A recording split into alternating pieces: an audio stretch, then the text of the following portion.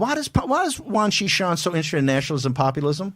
These are guys that know something about popular movements. It's what overthrew the system and the reason they're in power. Of course, they suppress 1.4 billion people. Populism scares them to the marrow of their bones. You know why? Lao Beijing, Old 100 Names, and the deplorables are the exact same people, just in different locations. Okay? They're just like the American elites. And read that New Yorker article. The American elites are absolutely petrified of the Bernie people and the Trump deplorables. They're petrified because they understand the elites screwed us. It's time for payback. We need a different system here. Okay, we need a capitalism that is reoriented to labor, not to capital. Okay, not socialism, but a system that rewards labor as much as it does capital. And what the CCP is petrified of is Lao Beijing, Old 100 Names, sitting there going, hey, you know what? This system's not working for us. Wang Xishan and Xi personally, the first assets we ought to seize here in the United States is the personal assets of the heads of the Communist Party in the United States. Tens of billions of dollars of real estate assets, stocks, and bonds. You know what I'd like to do? Seize those assets first and distribute them to the dead.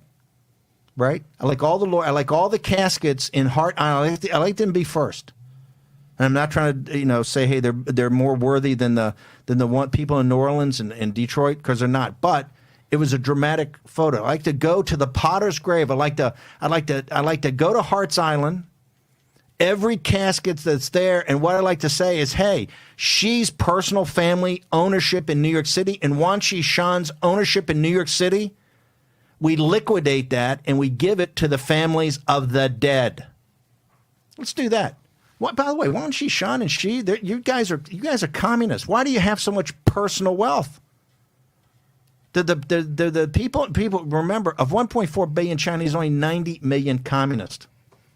And of the 90 million communists, only really a couple thousand that matter, and it's 12 families that run the whole deal.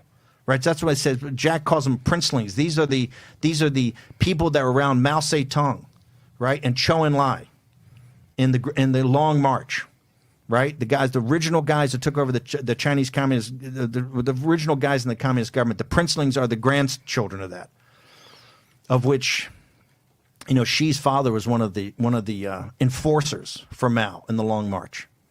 Mao's number one thing was always take care of any of the good guys around. Anybody that shows leadership potential, kill him, right? Kill him, and that's Xi's dad was one of the enforcers. He's a princeling. Chinese Communist Party is going to fall.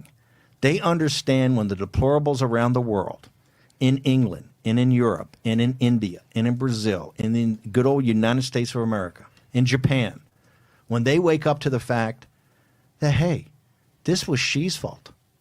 This is Xi's responsible. Okay? And they're not going to say, in present, it's not, hey, who knows if it was a mistake? Let's take our time. Let's find out. Let's do an investigation. There's a lot of folks in the CCP should understand. There's a lot of folks in China that are not happy with what you did. They're not happy with the dead. And the people in Wuhan are not happy with the dead in Wuhan, right? They're not dead. They're not happy with the dead in Hubei. Their parents and grandparents have been cremated, and they don't know where they are. They can't go every year. They have a whole day where they say it's Tomb Sweeping Day. It's one of the most sacred days in China. They go back and sweep the tombs of their ancestors, and they spend the whole day in a family gathering and talking to them and praying and all that. Can't do that. No ashes. No ashes. The biggest victims of the Chinese Communist Party are the Chinese people, and that's why they're so crazy at the CCTV and all these things. They're trying to say, hey, Bannon's going after the Chinese. Wrong. And all you running dogs in the Western media, I always say the CCP. It's the CCP's the enemy, not the Chinese people and not China. It's the Chinese Communist Party. Just another group of gangsters, although quite brilliant gangsters. The infiltration, the fellow travelers, the running dogs, the appeasers, it's all going to come out. It's all going to come out over time. All going to come out over time. All going to come out over time. And they can hit back as hard as they want. We're not stopping. We haven't even started, okay? The American people, in their righteous indignation Ask Kaiser Wilhelm how that turned out for him. Ask Adolf Hitler how that turned out for him. Ask Tojo how that turned out for him. Ask Mussolini how that turned out for him. Ask Gorbachev and those guys how it turned out for them.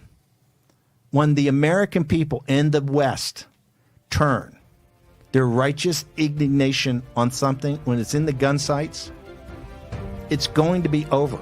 And it's going to be over for you guys. We're going to be joined in the next segment by Jana Bianco, American Bond Foundation, and Michael Horowitz about taking down the firewall. Next, War and Pandemic.